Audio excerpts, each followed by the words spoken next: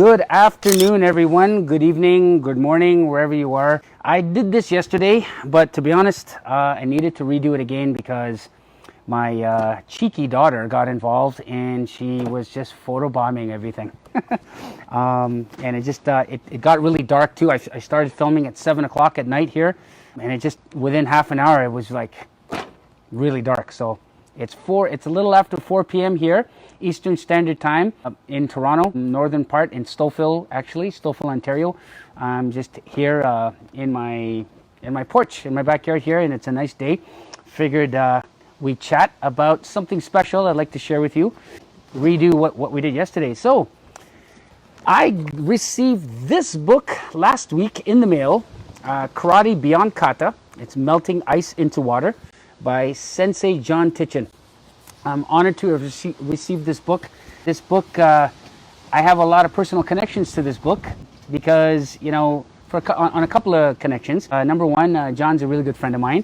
I've known John for a long time virtually, and we've gotten to know each other in terms of he's visited Toronto on several occasions, and I've been to the UK as well. In fact, last year, was it last year? Last year, I attended a seminar over there. Thanks to him, he set me up with a couple of instructors over there, and I got a chance to teach his team and some of his colleagues as well. So anyway, so I have a personal connection to the book that way because I know him as an instructor and as a friend.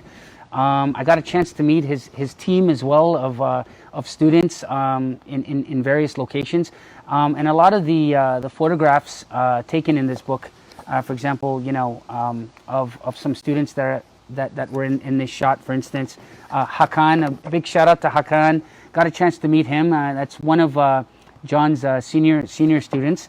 Brilliant student, great person as well. Got a chance to touch hands with him as well. And so when I see these photos in here, it just it puts a big smile on my face because there's that personal connection to the book.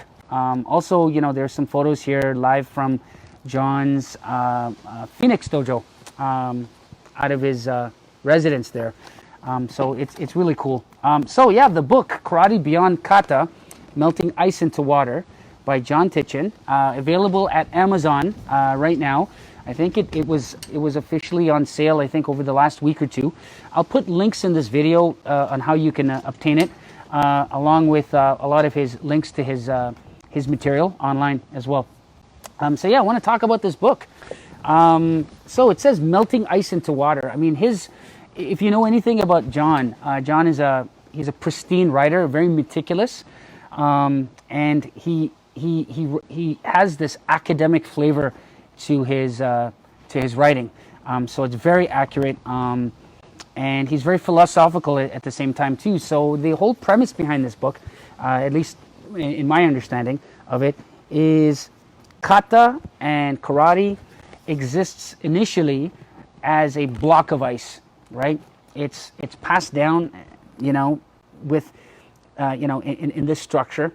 It's packed with a whole bunch of goodness in there, but you need to melt it and you need to apply the heat. And metaphorically, what that means, in my understanding, and also from actually talking to him as he was developing this, he said that the heat, the melting process, the motion behind all of this is to put in lots of time, lots of repetition, to cross train, to take a break from it all, and to also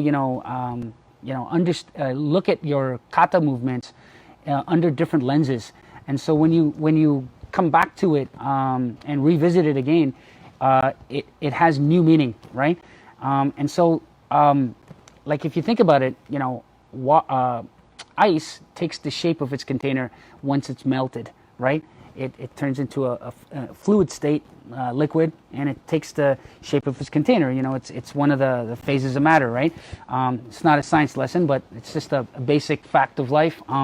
And so metaphorically, your kata, exists in that static nature, right? And so when you put the heat to it, when you put in tons of repetition, when you cross-train in other arts and combat sports, when you critically think about what you're doing and test it against live pressure, you begin to melt it. You melt the kata, and you begin to mold it into your own biomechanical framework. So it takes the shape of you, and you personalize it. And so there's this the whole book is about, it's written in a template point of view, in terms of you don't need to be a karate guy to appreciate this. And he basically explains what kata is, how you use it, legal underpinnings, behind the self-defense applications. And here, let me read to you, just go through the table of contents, just some key ideas here. So, he talks about why kata, the danger of history, your bunkai, keeping it simple, the underpinning psychology, habitual acts of violence, and there's just so much, redundancies, which I find really key, breaking down the techniques, karate for grappling and striking, creating kata, creating your own kata, and developing kata. And what I found interesting too, which also in this book, he elucidates quite well, is in this book too, the karate and self-defense. If you haven't picked this one up, check this one out too. It's a very holistic book that covers the whole idea of self-defense, and he talks about the myths behind kata application, and I'll just read to you a little excerpt on that. Here's some of the myths of kata application. The kata's creator had bunkai for the kata. It's not necessarily true. Another one, every movement in the kata must have a good application. Not necessarily true.